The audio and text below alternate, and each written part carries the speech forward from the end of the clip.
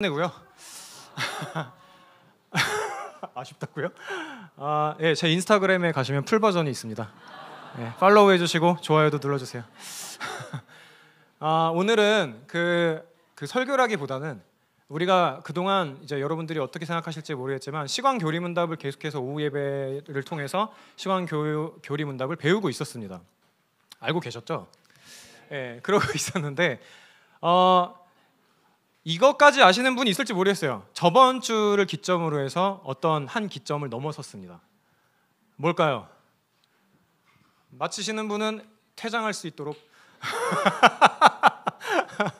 예, 송도사님이 손을 드시는 것 같은데. 네, 저번 주를 기점으로 저희가 이제 그 반이라고 하긴 애매하지만 이 시간 교리문답을 이따가도 살펴보겠지만 3부로 나눠져 있습니다. 서문이 존재해요. 시간 교리문답 전체에 대한 서문이 존재하고요. 그러니까 시간 교리문답을 앞으로 이렇게 서술해 나갈 거야. 이런 것들을 전제로 삼아서 쭉쭉쭉 나갈 거야라고 하는 것을 이제 서문은 이렇게 남겨두고요. 그 다음에 1부, 2부, 3부로 나눠져 있습니다. 그리고 그 1, 2, 3부 중에 우리가 저번 주를 기점으로 해서 2부까지 마쳤어요. 그리고 3부를 앞두고 있습니다. 그래서 이 시점에 다시 한 번 더 여러분들에게 교리문답을 공부하는 것들에 대해서 조금 더 말씀을 드리고 그리고 좀 3부를 준비하면 좋겠다라는 생각이 들어서 좀 그렇게 좀 준비를 해봤습니다. 혹시 녹화를 하고 이제 있는 거죠? 그렇군요. 괜히 물어봤네요. 잘하고 있었는데. 그래서 오늘은 설교라기보다는 그냥 뭐라 해야 될까요? 썰을 좀 풀어보려고요.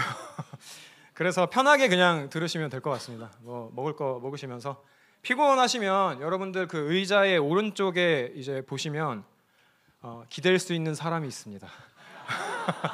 기대서 좀 쉬시면서 들어주시면 될 것 같아요.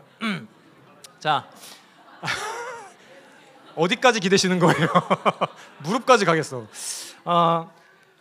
우리 교리문답을 배우고 있습니다. 여러분들이 이전에 시간교회를 통해서든 여러분이 이전에 다녔던 교회를 통해서든 교리문답을 배우신 경험들이 아마 있는 분도 계실 거고 교리문답이 도대체 뭐야? 시간교리문답을 배우고 있지만 아직도 모르겠어 라는 분도 분명히 계실 겁니다.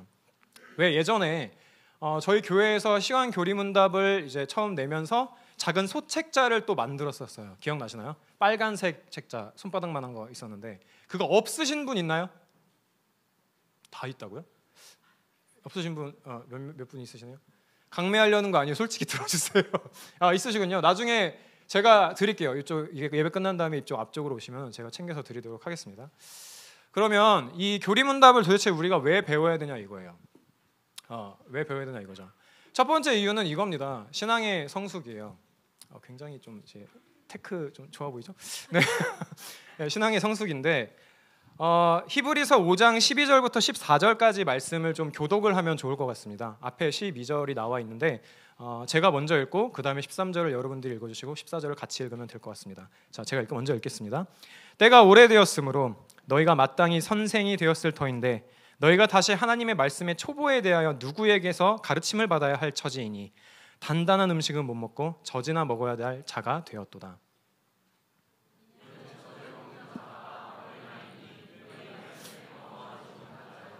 다 같이 단단한 음식은 장성한 자의 것이니 그들은 지각을 받아 사용함으로 연단을 받아 선악을 분별하는 자들이니라. 네, 그렇습니다. 이 구절은요 신앙생활을 꽤나 오랫동안 하고 있는 독자들한테 약간 뭐라고 하는 장면이에요. 야, 너네들이 이제는 다른 사람들을 가르칠 수 있을 정도로 기독교의 진리에 대해서 다른 사람들을 가르칠 수 있을 정도로 좀 성장을 했어야 됐던 것 같은데 왜냐하면 때가 오래되었기 때문에 너희들이 신앙생활 시작한 지 오래되었기 때문에 그렇게 성장해야 됐던 게 맞는 것 같은데 근데 왜 아직도 하나님의 말씀의 초보 그러니까 기본적인 것들에 대해서 그것들을 계속 필요로 하는 그런 상태에 너희들이 있는 거야 라고 이렇게 지적을 하고 있는 거예요. 우리가 그냥 이 표현을 통해서도 그냥 알 수 있는 것처럼 히브리서의 저자는요 그들이 젖을 먹어야 되는 상태에 있다라는 표현을 사용하면서 영적인 유아기에 있다라고 이야기를 하는 거예요. 젖은 누가 먹죠? 완전 아기들이 먹는 거잖아요. 그래서 이제 영적 유아기에 있는 상태를 지적을 하고 있는 것이죠. 젖은 어린아이가 아주 쉽게 소화할 수 있는 거예요. 그래서 신앙의 기초적인 가르침을 이야기를 하고 있습니다. 그런 반면에 단단한 음식은요, 성숙한 신앙인이 받아들일 수 있는 어떤 깊은 가르침을 이야기를 하는 거죠. 보다 실천적이고 보다 더 많은 이해를 필요로 하는 그런 가르침들을 이야기를 하고 있는 겁니다. 특히 13절에서 이는 젖을 먹는 자마다 어린 아이이니 의의 말씀을 경험하지 못한 자다라고까지 말하고 있어요. 이 구절에서 저자는요, 젖 먹는 자를 어린 아이라고 표현을 하면서 신앙적으로 미성숙한 상태를 이야기를 하고 그러는데, 여기서 표현하고 있는 의의 말씀을 경험하지 못했다라는 구절에서 의의 말씀이 말하는 게 있습니다. 의의 말씀은요, 하나님의 뜻 그리고 그분을 따르는 삶을 의미해요. 근데 이것을 체험하지 못한 사람, 이것을 알지 못하고 행하지 못하는 자를 향해서 아직 영적으로 미숙한 자다, 어린 아이 같은 자다라고 그렇게 표현을 하고 있다라는 겁니다. 물론 이 구절은요, 신앙의 성숙이 단순히 너희들에게 그냥 지식이 없어서 그래, 그냥 지식의 증가만을 말하는 게 아니라 우리들의 삶 속에서 정말 하나님의 말씀을 붙잡고 의지하고 우리들의 죄와 싸우고 나아가는 그런 과정들을 이야기를 하고 있는 거예요. 하나님의 말씀을 실천하려고 애쓰는 그 모든 과정들을요. 그래서 의의 말씀을 경험하지 못했다라고 하는 것은 이 사람들이 그냥 이론적인 것, 그냥 표면적인 신앙생활 안에 갇혀 있다, 그 이상으로 나아가지 못하는 못하는 상태를 유지하고 있다라고 그렇게 말을 하고 있다라는 겁니다.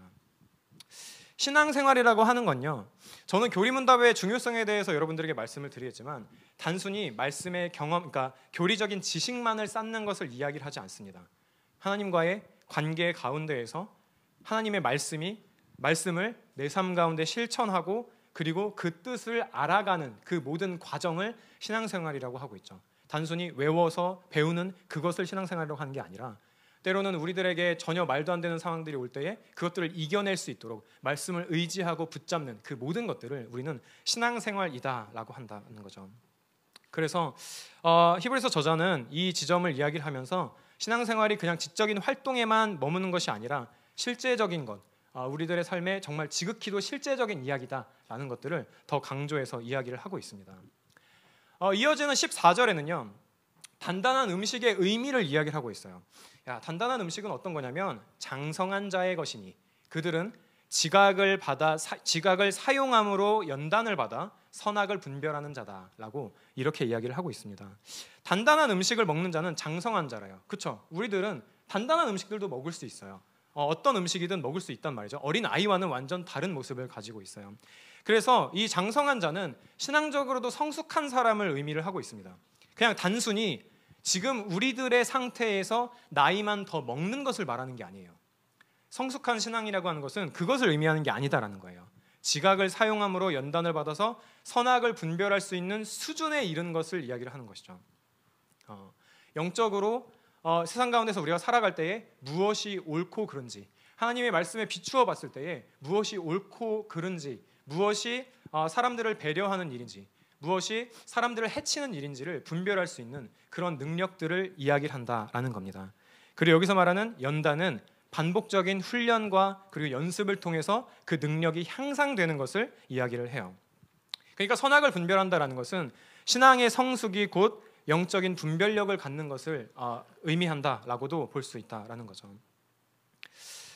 저자는요, 이 두 개의 구절을 통해서 말하고자 하는 것은 이거예요. 신앙의 성숙이 그냥 시간이 흘렀다고 해서 그냥 되는 것이 아니다. 어떤 나이와 같은 외적인 요소를 말하는 게 아니라 하나님의 말씀을 정말 받아 먹어서 하나님의 뜻을 깨닫고 이를 분별할 수 있는 능력을 훈련하는 데에 있다. 신앙의 성숙은 훈련하는 데 있다라고 그렇게 이야기를 하고 있다라는 거예요. 그리고 보면 이 신앙의 성숙이라고 하는 주제는 단순히 여기 히브리서에서만 나오지 않습니다. 성경 곳곳에 보면 이렇게 나와 있습니다. 우리 여기 나와 있는데요. 제가 1절을 읽으면 여러분들이 2절을 한번 읽어주시겠어요? 형제들아, 내가 신령한 자들을 대함과 같이 너희에게 말할 수 없어서 육신에 속한 자, 곧 그리스도 안에서 어린 아이들을 대함과 같이 하노라. 시작.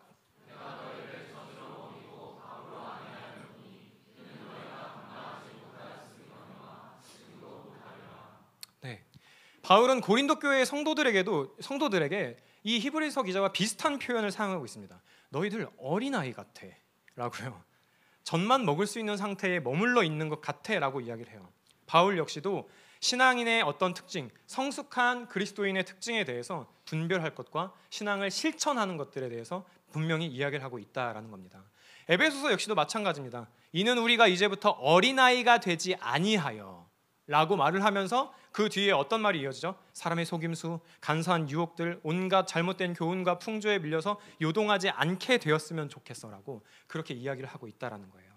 그러니까 반대로 바꿔서 말해보면 신앙의 어린아이, 젖을 먹는 정도의 수준에 머무르는 그런 신앙인들은 어떻게 보면 사람의 속임수, 간사한 유혹들, 교훈의 풍조에 밀려서 쉽게 요동할 수 있는 그런 사람들을 말한다라고 우리는 알 수 있습니다. 그러면 이 시간에 다시 한번 저와 여러분들에게, 저 스스로에게도 마찬가지고 여러분들에게도 이런 질문을 던져볼 수 있을 것 같습니다. 우리는 지금 어디에 머물러 있습니까? 저와 여러분은 이 시광교회의 청년 2부에 속해 있는 저와 여러분은 지금 우리는 어느 정도의 수준에 머물러 있냐 이거예요. 조금은 단단한 음식을 먹을 수 있는 정도가 되었는지, 아니면 계속 젖을 먹는 정도에 있는지, 계속 어린아이와 같은 그런 신앙을 가지고 있는 것인지, 아니면 커가는 중인지 우리는 스스로를 좀 생각을 해봐야 된다라는 거죠. 분명한 것은요, 이렇게 성숙해가는 모든 과정들은 모두 말씀과 기도라는 훈련이 필요하고 그 훈련의 일종으로 교리문답이 또한 필요하다라는 겁니다. 또 하나 우리가 교리문답을 배워야 되는 이유는 균형 잡힌 신앙생활을 조금 말씀을 드릴 수 있을 것 같습니다. 우리는요, 우리가 좋아하는 특별한 말씀이 있어요. 없으신가요? 저는 있는데요. 갈라디아서 2장 20절을 저는 참 좋아하는데요. 한번 질문을 해볼까요? 재서가 제가 질문을 해볼까요라고 하는 순간 고개를 떨구길래 제일 좋아하는 성경 구절이 뭐예요? 안 들립니다. 제가 좀 들어가겠습니다. 시편 27편 4절이요. 혹시 외우고 있나요? 외우진 못하고 있는데. 그렇군요. 죄송합니다. 혹시 내가 성경 구절 하나 외울 수 있다, 내가 좋아하는 구절 외우고 있는 게 있다 라고 하시는 분 제가 상품을 드리겠습니다. 우리 잠깐만요. 교육이가 먼저 손을 들어서 그 다음 오겠습니다. 네. 여호수아서 1장 9절 말씀인데요. 내가 내게 명령한 것이 아니냐? 두려워하지 말며 놀라지 마라. 내가 어디로 가든지 너와 내 하나님 여호와가 함께 하시느니라. 아니, 사실 저도 몰라가지고 자 그리고 또 한 번 손을 들어주셨어요. 저도 갈라디아서 2장 20절. 갈라디아서 2장 20절 저와 똑같습니다. 긴장해가지고 내가 그리스도와 함께 십자가에 못 박혔나니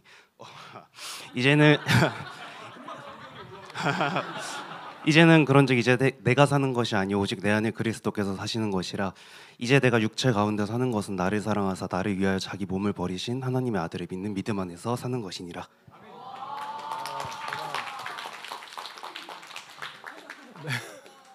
네, 맛있는 젤리를 드렸습니다.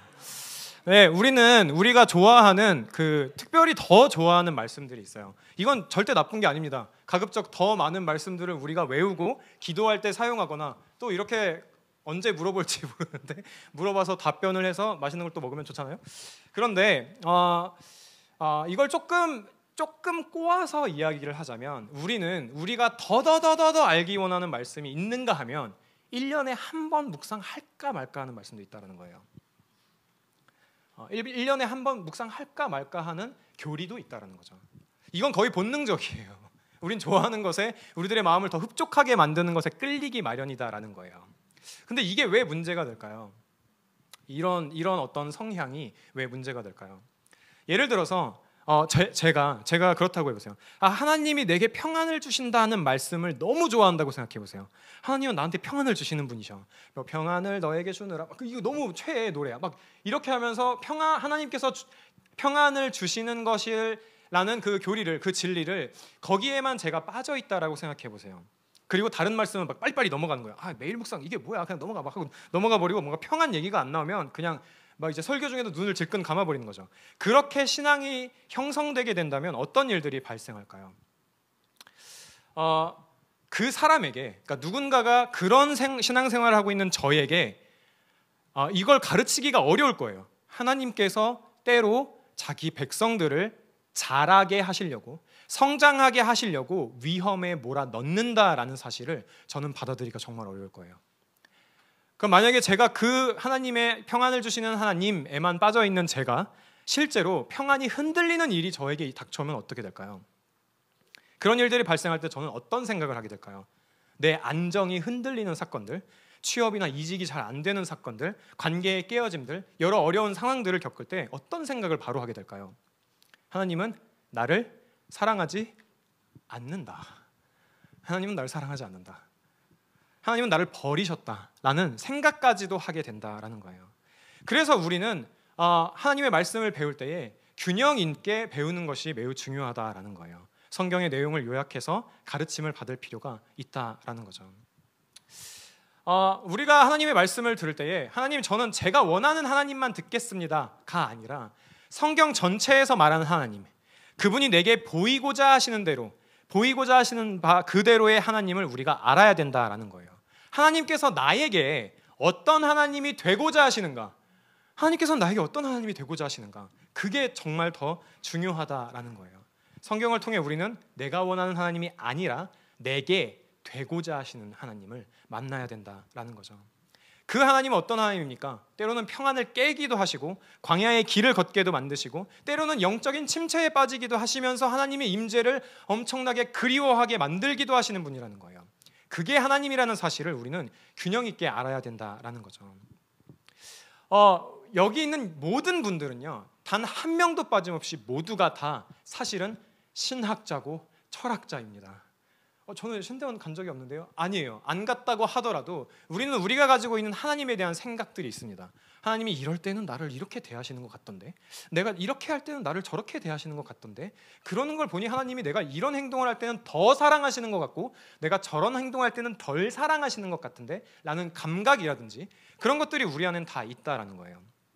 저마다 그리는 하나님의 모습이 있고 뭔가 옳은 삶, 바른 삶이라는 것도 다 우리가 가진 것들이, 생각들이 중점적인 건 같겠지만 그 다른 것들은 좀 다른 부분들도 많이 있을 거다라는 거예요. 균형 잡힌 신앙생활 안에서 때로는 우리가 균형 잡힌 신앙생활을 할 때 그리스도인으로서 삶에 대한 결정을 내리기도 합니다. 윤리적인 판단을 내리기도 하죠. 왜 저번에 우리가 수련회를 갔을 때 뭐 그런 말씀을 드린 적이 있었죠. 수련회비를 내기 어려워하는 이웃들이 있을 수 있으니까 우리가 조금 더 내보자, 막 이런 말씀을 드렸을 때 여러분들 중에서는 분명히 그래, 그러면 내가 조금 먹을 거 조금 덜 먹어보고 마실 거 조금 덜 마셔보고 조금 무리해서라도 조금 그러니까 수련회 모두를 참여시키기 위해서 조금 더 아껴보자라는 그런 노력을 하시는 분들도 분명히 있을 거다라는 거예요. 그래서 실제로 내 지갑을 열어서 계좌이체를 시키는 방식으로 이웃을 돕는 그런 윤리적인 선택을 하신 분들도 분명히 있다라는 거죠. 그럴 때에 우리는 그런 판단을 하는 거죠. 이 돈은 내게 아니지, 하나님께서 내게 맡겨주신 거잖아 라는 생각 아래에서 행동하게 된다라는 거예요. 그래서 우리들의 생각은 늘 행동보다 선행하면서 우리들의 행동을 결정하곤 한다라는 거죠. 또 하나는 이겁니다. 여러분들이 오늘 이제 같이 제가 썰 푸는 걸 끝나고 난 다음에 소그룹을 마치고 집에 다 돌아갔다고 해보세요. 그리고 이제 잠을 잘 자고 이제 다음 날이 됐어요. 월요일이죠. 직장을 갔습니다. 그래서 소그룹 마치고 회사에 가거나 아니면 그냥 점심 약속이 있어서 친구들을 만났다고 해보세요. 근데 그 친구가 이런 질문을 하는 거예요. 야, 네 어제 뭐 했어? 아니면 대리님 어제 뭐 하셨어요? 팀장님 어제 뭐 하셨어요? 라고 여러분들에게 묻는다고 해보세요. 그냥 점심을 먹으면서 스몰 토크를 하는 거죠. 그냥 누구나 다 그랬듯이. 그럼 어떤 사람들은 이렇게 대답할 겁니다. 날씨가 너무 좋아가지고 저 설악산 갔다 왔어요. 일요일에 그런 얘기를 하는 거예요. 취미 생활했어. 나는 클라이밍했어. 운동했어. 그런데 여러분들은 뭐라고 답하시겠어요? 교회 갔어 라고 답하겠죠. 저는 저 교회 갔어요. 이렇게도 말 못할지도 몰라요. 그냥 쉬었어요.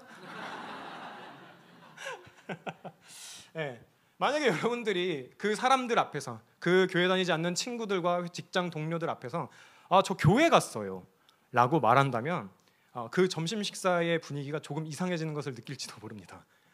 나 말고 아무도 교회 가지 않는 회사라고 한다면 더더욱더 교회를 갔다는 대답을 하기가 되게 부담스러워질 거예요. 거창하게 윤리적인 행동을 하지 않는다고 할지라도요, 주일에 교회를 간다는 것만으로도 사람들은 되게 이상하게 생각할 거라고요. 일주일 중에 하루를 교회에 버린다고요? 대리님, 그 괜찮은 거예요? 괜찮은 거예요? 아니 일주일에 하루 그 일요일 6시간이나 교회에서 머문다고요? 그 너무 한 달이면 24시간이에요. 1년이면 312시간이에요. 야, 그 시간을 헬스장에서만 보냈어도 3대 300은 쳤을 것 같아요. 아니면 차라리 그 시간에 주식 공부를 했다고 한다면 훨씬 더 여러분 그 수익률이 높았을 것 같은데 그 1년에 312시간은 너무 긴 거 아니에요? 라는 이야기를 듣기도 할 겁니다. 여러분들이 이 말에 혹하면 안 되는데 그런 거죠. 그러니까 사실 그들의 이런 반응은 이 질문과도 같아요. 교회 다녀서 뭐 하는 거야? 그 시간을 그렇게 낭비해서 뭐 하는 거야? 라는 거예요. 교회 다녀서 뭐가 좋냐라는 거예요. 그럼 그렇다면 여러분들은 그분들에게 어떻게 대답하시겠냐 이거예요. 여러분들에게 물어보는 거죠. 교회 가셨어요? 그 가면 뭐가 좋아요? 그럼 여러분들은 뭐라고 답하시겠어요? 가면 그 식빵이랑 포도주스 줘요. 그러시겠어요? 뭐라고 답하시겠습니까, 여러분?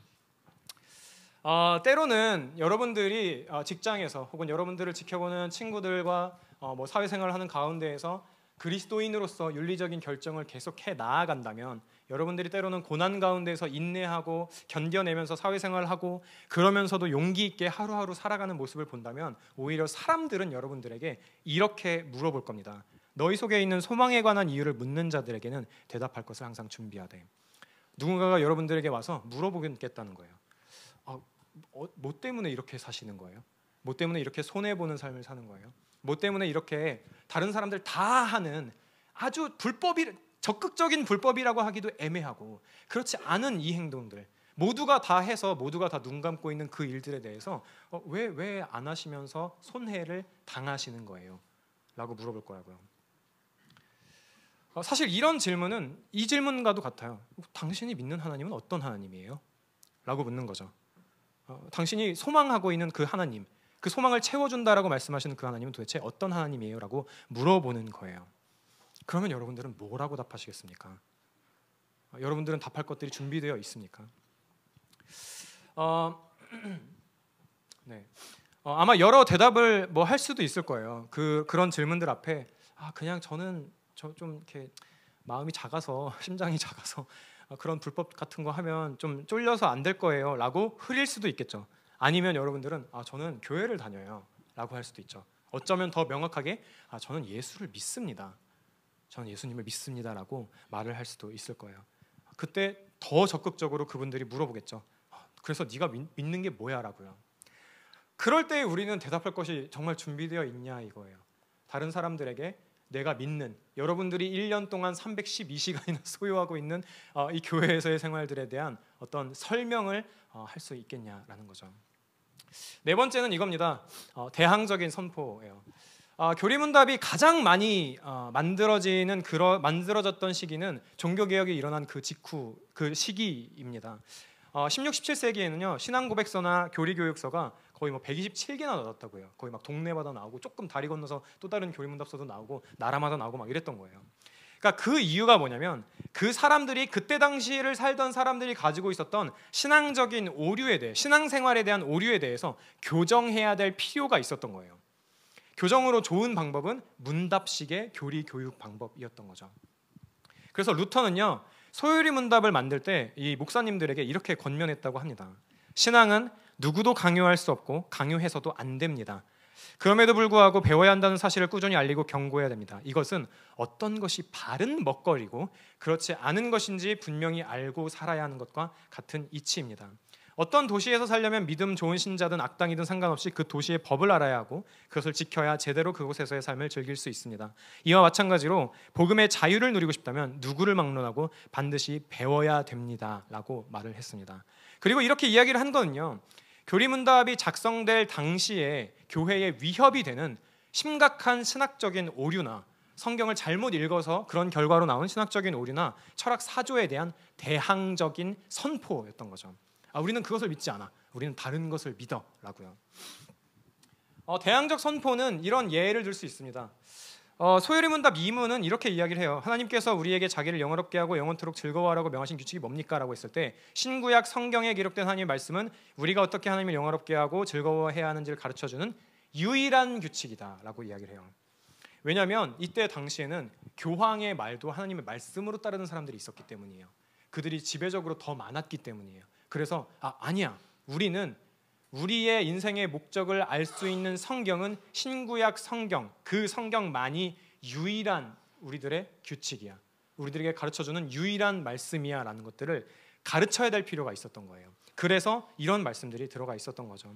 뭐 이것도 마찬가지입니다. 88문도 그때 당시에 카톨릭은 뭐 지금도 그렇지만 7성사를 주장했어요. 이게 뭔지 잘 모르겠다면 그 중에 하나가 이제 고해성사라는 겁니다. 그래서 고해성사에 대해서 얘기를 하면서 고해성사는 이제 사제한테 이제 자신의 죄를 고백하고 이러면 그 죄가 막 이렇게 해결되고 하나님과의 관계가 회복되고 또 그 사제가 정해주는 어떤 기도문이나 정해주는 행동을 할 때에 하나님과 관계가 회복된다. 끝날 때가 됐나요? 그런 이제 이야기인 거죠.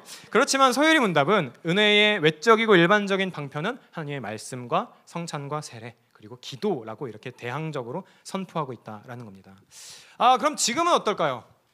우리가 살고 있는 이 2024년의 한국에서 삼위 하나님을 믿고 그 믿음으로 사는 데 있어서 가장 큰 문제는 뭘까요? 여러 가지가 있을 수 있겠지만 우리를 대항하는 꽤나 큰 세력은 아마도 세속주의를 들 수가 있을 겁니다. 세속주의는 내 정체성은 누가 정하는 게 아니고 내가 정한다라고 주장합니다. 모든 사람이 동의할 수 있는 절대 진리 따위는 없어라고 이야기를 하고 절대 진리를 얘기하는 건 지나친 억압이야라고까지도 이야기를 해요. 그리고 인간의 모든 문제는 기술과 과학의 발전으로 해결할 수 있다라고 이야기를 함과 동시에 인생의 고통을 무의미한 것으로 치부해버리기도 하죠. 우리는 알게 모르게 계속해서 이런 메시지들을 들어왔습니다. 그래서 우리는 우리 안에 어떤 또 다른 교리 체계가 이미 있다는 것을 알 수 있어요. 예를 들면 이런 거죠. 우리 인생의 희망은 무엇입니까? 다 같이 답을 읽어볼까요? 시작.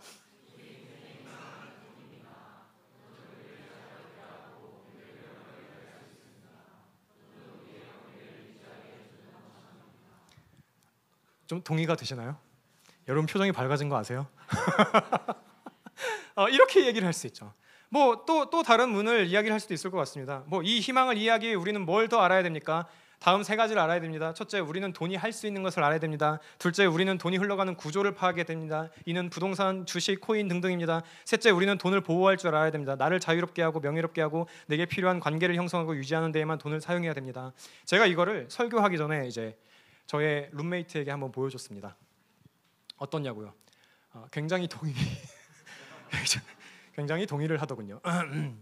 네, 너무 지나치게 제가 좀 꼬아서 너무 악한 것으로 치부해 버렸을지도 모르겠습니다. 하지만 우리 이거 하나는 인정할 수 있죠. 저와 여러분은 이런 메시지를 계속 듣고 있습니다. 그리고 그렇게 우리에게 들리는 메시지는 계속해서 우리들을 형성하고 있다고요.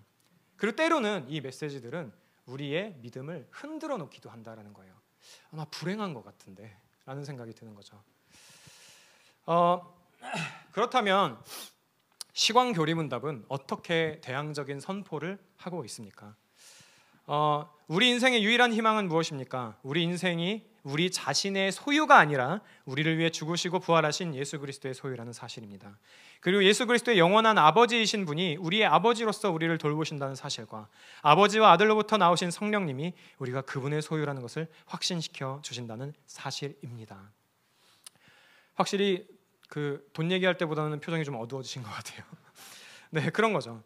또 이 희망을 우리가 바르게 이해하기 위해서 우리가 무엇을 알아야 됩니까를 다시 이야기를 해요. 다음에 세 가지를 알아야 됩니다. 우리는 우리 인생이 우리들의 것이 아니라는 것을, 그게 희망이라는 것을 알아야 됩니다. 둘째, 우리가 어떻게 삼위일체 하나님의 소유가 되었는지를 알아야 됩니다. 셋째, 그분의 것이 된, 소유가 된 우리가 어떤 삶을 누릴 수 있는지를 알아야 된다라고 이야기를 하고 있어요. 우리는 이런 방식으로 우리 스스로에게 그리고 세상에 대항적인 선포를 하는 겁니다. 나 자신에게 뭐 소유리문답을 읽어주는 방식이 됐든 시광교리문답을 읽어주는 방식이 됐든 우리 스스로에게 얘기를 하는 거죠. 삼위일체 하나님만이 우리 인생의 유일한 희망이야 라고요. 그렇게 외쳐주는 겁니다.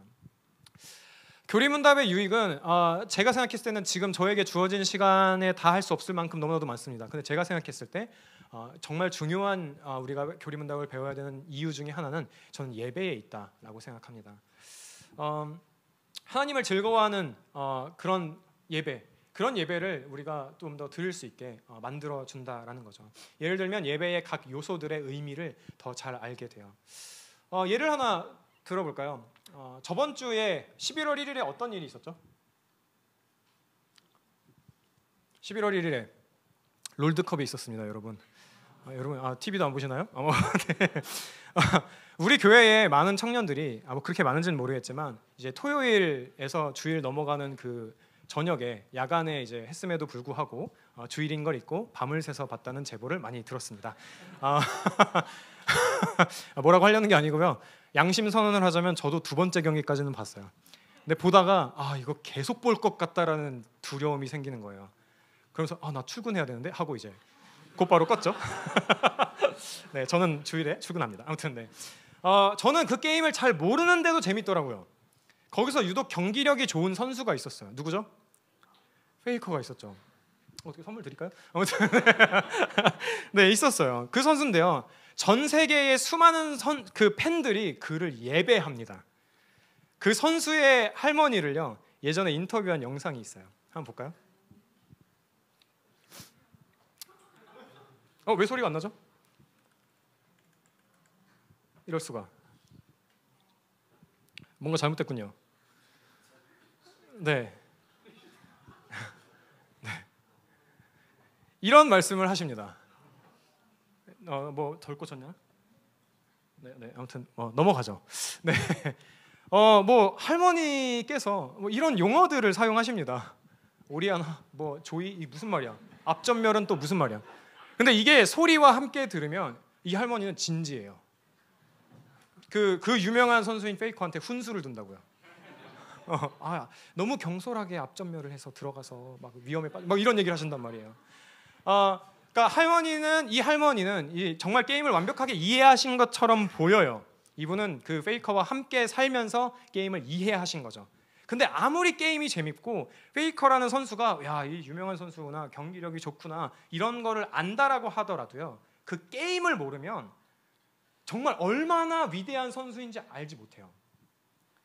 이 결승 경기가 끝나고 나서 유튜브에는 이제 많은 게임 어떤 그런 리뷰하는 사람들에 의해서 페이커의 경기력을 리뷰하는 사람들의 영상이 막 올라오기 시작했습니다. 페이커의 막 무빙, 막 그 한 걸음 어디로 떼고 어디로 했는지, 이 타이밍에 어떻게 전멸을 했는지, 이 타이밍에 일부러 다른 사람이 쏜 거를 맞아주면서 어쩌고저쩌고 되게 잘 봤다는 거죠. 아무튼 그렇게 하는 것들을 나오더라고요. 그러니까 이걸 왜 보여주는 거죠? 왜 더 연구하는 거죠? 페이커를 더 예배하려고요. 그러니까 정말 예배하게 되더라고요. 와, 이걸 이렇게까지 하다니라면서요. 왜 저 타이밍에 궁극기를 쓰는 거지? 근데 모르면 예배할 수가 없어요. 예배하더라도 그냥 남들이 예배하는 걸 따라서 예배하는 거예요. 마치 저처럼요. 저는 그 경기를 잘 모른다니까요. 게임을 잘 모른다니까요. 그냥 사람들이 페이커는 대단한 사람이구나. 이 사람이 페이커야? 되게 잘 살아남네. 이렇게 다른 캐릭터를 이렇게 잘 죽이네. 그냥 이 정도로만 예배할 정도죠. 이거는 뭐 그런 것도 있습니다. 예를 들면 이런 거죠. 어떤 농담을 던졌을 때에 그 농담의 배경과 그 농담을 친 사람과 듣는 사람의 그 관계, 이 모든 것들을 이해하는 사람과 그렇지 않은 사람을 따라서 웃을 수 있는 사람과 웃지 못하는 사람들이 나눠지기도 합니다. 근데 제 생각엔 기독교 교리도 비슷한 부분들이 있는 것 같아요. 그 내용을 알아야만 은혜를 받을 수 있는 게 분명히 있습니다. 기독교에 상징하면 여러 가지를 떠올릴 수가 있겠지만 십자가를 보통 떠올리기도 하죠.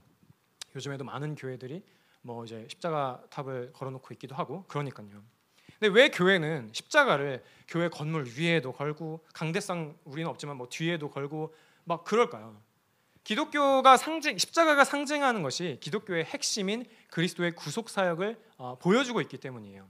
어떤 사람들은 십자가를 하나님의 힘을 빌어오는 거라고 생각하기도 해요. 마치 사탄이 나타날 때 십자가를 들이밀면 이렇게 떠나갈 것 같은 그런 이미지로 십자가를 생각하기도 합니다. 하지만 십자가는 그런 의미가 아니죠. 성경이 십자가에 대해서 말하는 것, 성경이 쓰여진 배경 아래에서 십자가에 달린다는 것이 어떤 의미인지 안다면 십자가에 대한 묵상은 더더욱 풍성해질 겁니다. 십자가에 대해서 어떤 사람이 예수님이 나의 죄를 위해서 달리신 것이라고 묵상할 수 있어요. 너무 좋은 묵상이죠. 하지만 어떤 사람은 예수님이 왜 십자가를 지셔야만 했지? 라는 것에 대해서도 묵상하기도 해요. 어떤 사람은 구약의 내용을 가지고 와서 나무에 달린 자마다 다 저주를 받을 자라고 했는데 그럼 예수님이 나무에 달린 건 어떤 의미지?를 더 생각하게 된다는 거죠. 예수님이 하나님의 저주를 받았구나까지도 생각할 수 있어요. 거기서 더 나아가서 어떤 사람들은 더 깊은 묵상으로 나아가기도 하죠. 예수님께서 자기를 따라오려거든 자기 십자가를 지고 와라고 말씀하셨지도 생각하기도 합니다. 어떨까요? 어떤가요? 우리의 묵상이 깊어지면 깊어질수록 우리가 많이 알면 알수록 우리들의 묵상은 더 풍성해집니다. 더 적용도 할 수 있게 돼요. 반대로 우리가 모를수록 신앙은 더 얕아지게 될 거예요. 쉽게 흔들리는 그런 신앙생활을 하게 될 거다라는 거예요. 사도신경, 주기도문, 십계명. 십계명은 그렇지 않지만 사도신경과 주기도문은 오늘도 외웠고 거의 매주 외우는 그런 우리가 외우는 그런 이제 신앙 고백과 말씀이죠. 갑자기 왜 이러죠? 아무튼 예배에 사용되는 용어만 생각해도요. 우리에게 왜 교리 교육이 필요한지, 우리가 왜 교리 공부를 해야 되는지를 조금은 더 알 수 있습니다. 우리는 2부 예배 때 사도신경을 외웠어요. 그리스도인들이여, 여러분은 무엇을 믿습니까? 라고 막 그렇게 얘기를 하고 막 신앙 고백을 했죠. 근데 여러분 그 내용에 대해서 우리는 얼마나 알고 있습니까? 주기도문은 어떻습니까?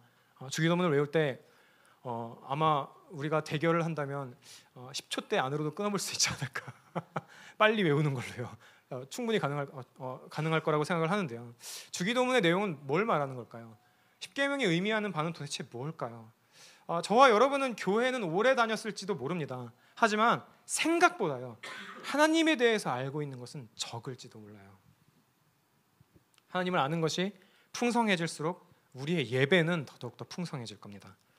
찬양 가사에서 말하고자 하는 하나님이 누구인지 명확하게 알수록 더 분명하게 노래가 아닌 고백을 할 수 있게 될 거다라는 거예요. 이제 시간교리 문답 얘기를 잠깐 좀 해봅시다. 청년 2부는 제가 봤는데 3월 17일부터 이제 오후 예배 시간에 시간교리 문답으로 설교를 좀 듣고 있습니다. 저번 주에 35문을 들었고요.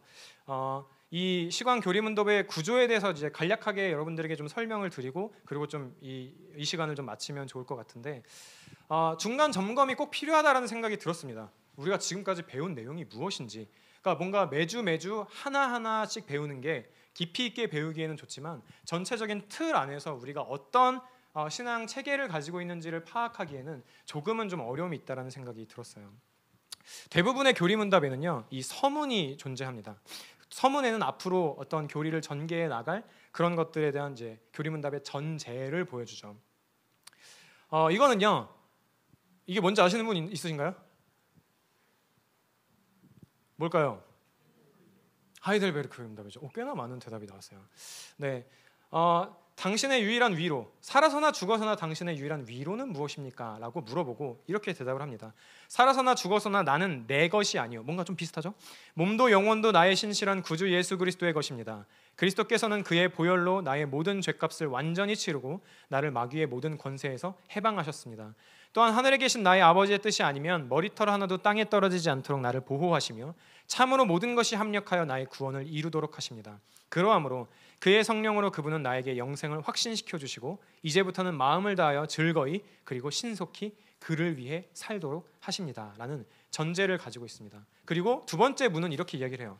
이런 위로 가운데 복된 인생으로 살고 죽기 위해 당신은 뭘 알아야 됩니까? 그리고 세 부분을 이야기하죠. 내 죄와 비참함, 그리고 내 죄와 비참함으로 어떻게 구원을 받는지, 그리고 그렇게 구원을 허락해 주신 하나님께 어떻게 감사할 수 있는지에 대해서 말을 하고 있어요. 소요리 문답도 비슷합니다. 1문 뭐죠? 띄워놨잖아요. 자, 사람의 제일 되는 목적이 무엇입니까? 시작.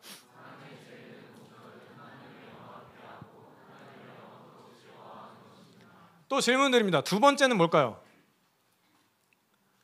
2문은 뭘까요? 보통 1문만 외우시더라고요.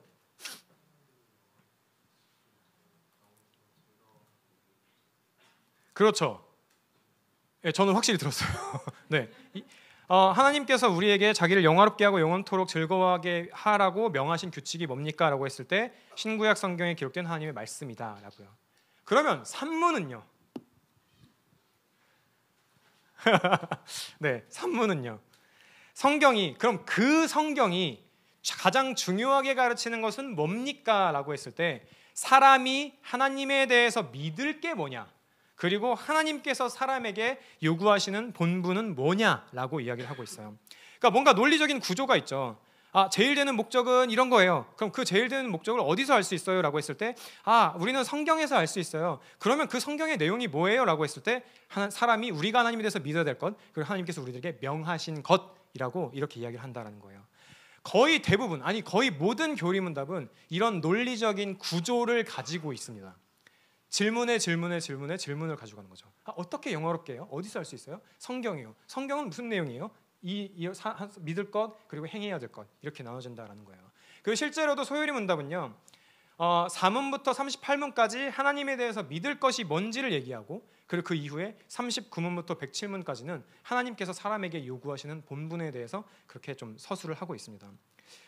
시간교리 문답도 마찬가지입니다. 이렇게 모든 그 첫 번째 문답에서 희망을 얘기하고, 그리고 그 다음에 희망에 대해서 우리가 어떻게 더 희망을 이해하기 위해 무엇을 알아야 되냐에 대해서 세 가지로 나눠서 이야기를 하고요. 그리고 이 세 가지는요, 이 세 가지 진리를 알 수 있는 것, 성경에 대해서 얘기하고, 그리고 절대적인 진리라는 이 이야기를 하면서 어느 정도의 좀 이렇게 변증을 깔고, 그리고 이런 배경 아래에서 이문답에 해당되는 그 답을 가지고 세 가지를 가지고 1, 2, 3부로 나뉘어집니다. 이렇게 나뉘어지는 거예요. 안 보일 줄 알았어요. 네, 구조를 한번 봅시다. 네, 설교 준비하는 것보다 이거 만드는 게 더 오래 걸렸어요. 자, 기술이 없어서. 자, 우리 인생의 유일한 희망은 뭡니까? 했을 때 이문으로 먼저 가보자면, 이 희망을 이해하기 위해 우리는 뭘 알아야 되나, 그리고 이 진리를 어디서 알 수 있냐라고 이렇게 연결되는 지점들이 분명히 있다라는 거예요. 이렇게 1문부터 4문이 서문을 이루고 있죠. 그리고 그 다음 봅시다. 2문에서부터 파생돼서 1부, 우리는 우리의 것이 아니다 라고 이야기를 하고, 그리고 2부, 우리가 어떻게 하나님의 소유가 되는지에 대해서 이야기를 하고, 그리고 3부, 우리는 어떤 삶을 누릴 수 있는가, 이렇게 구분되어 있다라는 거예요. 이렇게 3부로 좀 이렇게 가지를 뻗어 나간다라는 거죠. 1부를 조금 더 세부적으로 조금만 더 보자면요, 여러분. 조금만 더 보자면요. 4문에서 변증을 시도한 시간 교리문답은요, 5문에서 하나님에 대한 이야기를 해요. 그래? 하나님이 희망이라고? 그렇다면 그 하나님은 도대체 어떤 분이신데? 라고 우리는 물어볼 수 있죠. 하나님이 뭘 하셨는데? 라는 질문에 대한 답을 할 수가 있는 거예요. 이 부분에서 하나님께서 삼위로 계신다는 것, 인간을 창조하신 것, 인간의 타락, 죄가 세상에 들어오고 죄로 인해 세상에 들어온 비참과 소외에 대해서 이야기를 하고, 그리고 또 하나님께서 그의 아들 예수 그리스도를 보내시는 방식에 대해서도 이야기를 하고 있습니다. 네, 십자가로 인해서 이루어진 일에 대한 이야기들도 하고 있죠. 22문에 보면 이렇게 물어보고 있죠. 특히 십자가에서 무슨 일이 일어났습니까? 라고요. 그리고 이렇게 답합니다. 십자가에서 예수 그리스도는 하나님의 모든 진노를 경험하셨습니다. 그것은 지옥의 고통이며 우리가 감히 상상할 수 없는 정도의 고통인데, 예수님은 성부 하나님과 완전한 사랑으로 연합된 분이기 때문입니다. 성부와 성자가 얼마나 서로를 깊이 사랑하시는지 우리가 상상하기 어려운 것처럼, 성자가 성부께 버림받았을 때의 고통 역시 우리가 상상하기 어렵습니다. 여기서 좀 대충 만들기 시작했죠. 24문에서는 예수님의 부활에 대해서 이야기를 하고, 25문은 예수님께서 지금도 우리 곁에 함께 계시며 우리들의 기도를 돕고 계시다라는 것들을 이야기를 합니다. 그리고 그것이 우리들에게 흔들리지 않는 희망이 된다라고 이야기를 하죠. 2부에서 주로 다루는 것도 이런 내용, 비슷한 내용이지만 우리가 어떻게 하나님의 소유가 되었는지에 대해서 조금 더 구체적으로 다루고 있습니다. 1부의 후반부에서 그리스도께서 십자가에서 죽으시고 부활하셨으며 지금도 함께 하신다라는 소결론을 냈다면, 2부에서는 그럼 그리스도께서 행하신 일이 우리에게 어떤 방식으로 희망이 되는지에 대해서 이야기를 하면서 이야기를 하고 있죠. 그러면서 성령께서 어떤 분이신지를 이야기를 하고 그렇게 전개를 해 나아가고 있습니다. 그리고 믿음이 무엇인지, 회개라고 하는 것은 무엇인지 계속해서 이렇게 이야기를 해준다라는 거예요. 특히 31문부터 34문까지를 보면 믿음과 회개로 인해 저와 여러분과 같은 죄인들에게 주어지는 선물들이 나열되고 있습니다. 의롭다 하심, 자녀로 삼아 주시는 것들, 또 우리를 거룩해 하시는 것들, 이런 것들은 선물이죠. 그리스도를 믿을 때 우리는 이것이 우리에게 실제로 주어졌음을 확신할 수 있고 확신해도 됩니다. 그분의 의롭다 하심에 취소함이 전혀 없고 그분의 입양이 취소된 적도 없으며 그분이 자기 자녀를 거룩해 하시는 일을 포기하신 적도 없습니다. 우리의 삶에 여러 가지 일들이 있고 내 감정이 요동친다라고 할지라도 이 일들에는 결코 변함이 없다라는 거예요. 이것들을 우리는 교리문답을 배우면서 보다 확신할 수 있게 된다라는 거죠. 우리 인생이 우리의 것이 아니다라는 것을, 그것이 희망이라는 소식을 확인하고 우리가 다른 어떤 존재도 아니고 그분의 소유라는 것을, 그 사실이 우리에게 희망이라는 것을 1부에서 확인을 했다면 2부에서는 그 과정이 어떻게 되는지를 이야기를 하고 그리고 3부를 맞이하게 됩니다. 3부는요, 그렇게 하나님의 은혜를 받은 자들이 어떻게 살아야 되는지에 대해서 이야기를 해요. 근데 재미있게도요, 그 삶을 누린다라고 표현을 하고 있어요. 3부에서 다루는 내용을 조금 보면은 이런 내용입니다. 구원받은 사람이 어떻게, 36문에 구원받은 사람이 어떻게 살아야 됩니까? 라고 얘기를 하고 그 명령의 내용은 뭡니까? 이렇게 쭉쭉쭉 얘기를 하고 그리고 그거에 대한 답은 하나님을 사랑하고 이웃을 사랑하라는 답이다 라고 이렇게 이야기를 해주고 있어요. 그리고 십계명이 쭉 이어지죠. 근데 어떻게 십계명을 따르는 삶이 우리들에게 유익이 될 수 있을까요? 우리가 기억해야 될 거는요, 십계명은 하나님의 자녀로 받아들여질 수 있는 어떤 종류의 테스트가 아니라 하나님의 자녀라면 마땅히 살아야 되는 지침이라는 겁니다. 이건 다른 교리문답에도 나타나는 특징인데요, 시간교리문답의 구조 자체도 하나님께서 인간에게 행하신 일들을 일부러 먼저 이야기를 하고 있어요. 구원에 대해서요. 그리고 그 구원을 받은 사람들이 어떻게 살아야 되는지에 대해서는 이후에 3부의 뒷부분에 이야기를 하고 있다라는 거죠. 여러분 한번 스스로를 한번 시험해 보십시오. 한번 십계명을 기억하면서 여러분들이 집에 돌아가셔서 그 빨간 소책자가 여러분들 대부분 있다고 하시니 한번 읽어보세요. 각 계명들이 이야기를 하는 것은 한번 읽어보세요. 시간교리문답을 찾아 읽어가면서 계명의 의미를 한번 생각해 보세요. 그리고 주의를 맞이해 보세요. 일주일 동안 묵상을 한 다음에 적어도 한 번 정도는 여러분들이 좀 그렇게 해보셨으면 좋겠습니다. 그러면 우리의 예배 시간 중에 회개 기도 시간이 가장 뜨거워질 겁니다. 십계명 이후에 은혜의 수단들이 등장을 합니다. 제자반은 이번 학기에 은혜의 수단들을 좀 다루는 그런 훈련들을 좀 받고 있는데요. 53문부터 56문까지 하나님께서 우리들에게 은혜를 흘려 보내시는 통로에 대한 이야기를 쭉 하고 있습니다. 말씀, 성찬, 세례 이런 이야기를 하죠. 이쯤에서 또 다시 저는 여러분들에게 이런 좀 질문을 드리고 싶습니다. 우리의 개인적인 묵상은 어떻게 돼가고 있습니까? 묵상은 제자 훈련을 받는 사람들만 하는 게 아닙니다. 기도는 제자 훈련을 받는 사람들만 하는 것도 아니에요. 말씀과 기도는 목회자들만 하는 것도 아닙니다. 조장들만 하는 것도 아니고 팀장들만 하는 것도 아니에요. 우리 모두가 다 하는 거예요. 여러분들은 하나님의 말씀을 개인적으로 어떻게 읽고 있습니까? 어떻게 묵상하고 있습니까? 저 매일 묵상하는데요. 매일 묵상을 어떻게 하고 계십니까? 어떻게 하고 계십니까? 여러분들 아실지 모르겠지만 저는 이제 그 시광교회 유튜브 계정의 그 아이디와 비번을 알고 있습니다. 이건 무슨 의미냐면 여러분들의 그 시청 지속이 어디서 끊기는지를 명확하게 안다라는 겁니다.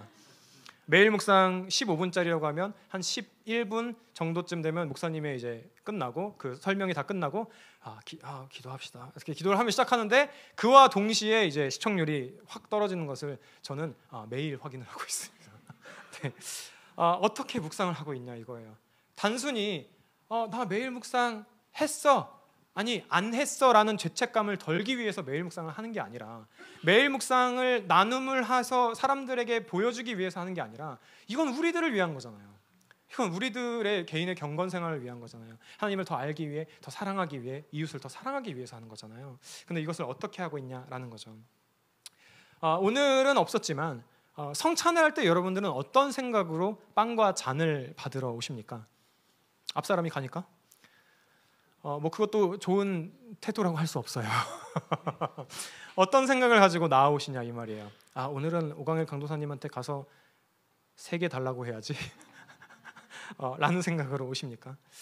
이것도 우리가 생각해 봐야 될 것이다라는 거죠. 예배를 드리는데 예배의 중간중간에 하는 행위들에 대해서 우리가 이해하지 못하고 있다면 이거는 예배를 누리지 못하는 거예요. 페이커를 예배를 못하는 거라고요. 예배를 제대로 누리지 못하는 거라고요. 시간교리문답은 57문에 지역 교회에 대한 이야기도 합니다. 하나님께서 교회를 세우셨고 하나님께서 세우신 교회 공동체는 교회이고 하나님의 나라가 지상에서 표현되는 방식이다라는 표현도 하고 있습니다. 우리가 홀로 설 수 없는 존재이기 때문에 무엇보다 우리를 지으신 하나님께서 공동체로 존재하시기 때문에 그분의 형상을 따라 지음받은 저와 여러분은요, 공동체가 없다면 제대로 된 신앙생활을 할 수가 없습니다. 공동체가 사라진다면 어떤 일이 생길까요? 갑자기 청년 이부가 증발하는 거예요. 시광교회가 없어지는 거예요. 어떤 일이 생길까요? 제 밥줄이 끊기겠죠. 가장 먼저 생기는 거는 그럴 겁니다. 근데요 여러분, 어쩌면 그건 그다지 큰 일이 아닐지도 모릅니다. 다른 일을 구하면 되겠죠? 네, 구하면 되겠죠. 정말 큰 일은요, 우리가 사랑을 받고 실천할 수 있는 장이 사라진다는 겁니다. 공동체 없이 우리는 계명을 따를 수가 없어요. 실천을 할 수가 없어요. 내 이웃을 내 몸과 같이 사랑하라. 이웃이 없어. 어떻게 해야 돼요? 하나님의 나를 사랑해주는, 서로 사랑하는 하나님의 나라를 우리가 이 땅 가운데서 경험할 수 없다라는 거죠. 육신문에서는 이어서 기도에 대한 것들을 다루고 있습니다. 주기도문의 내용, 우리는 참 잘 모른다. 하나님께서 하늘에 계신다라는 것이 하늘에만 계신다라는 것인지, 그럼 기도할 때 뭐 하나님이 내려왔다 가시는 건지 우리는 정확하게 알지 못해요. 근데 이 사실들을 우리는 좀 알아야 된다라는 겁니다. 그리고 72문, 73문은 고통에 대해서 다루고, 하나님께서 고통을 통해 우리를 연단하시고 성장하게 하시고, 고통을 통해 우리를 죽이시는 게 아니라 오히려 더 생생하게 살게 하시고 하나님을 가까이 여기면서 살게 만들어 주신다라는 겁니다. 73문부터 76문은 갑자기 좀 무서운 얘기도 합니다. 지옥 얘기도 하고, 하나님을 알지 못하는 자들, 엄밀하게 말하면 그리스도 밖에 있는 자들에게 받게 될 하나님의 형벌과 그리스도 안에 있는 사람들, 그들이 하나님과 더불어 기쁘게 사는 것을 다루기도 하죠.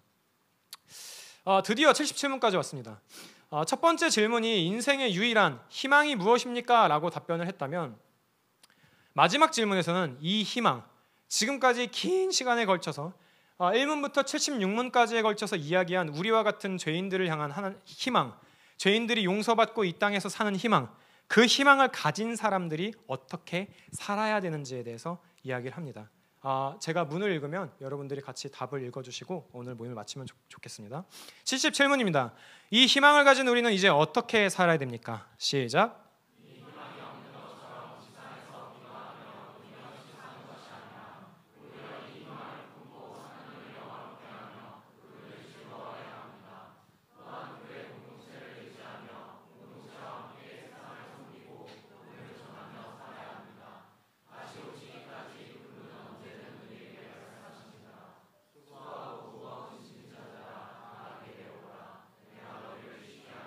아멘.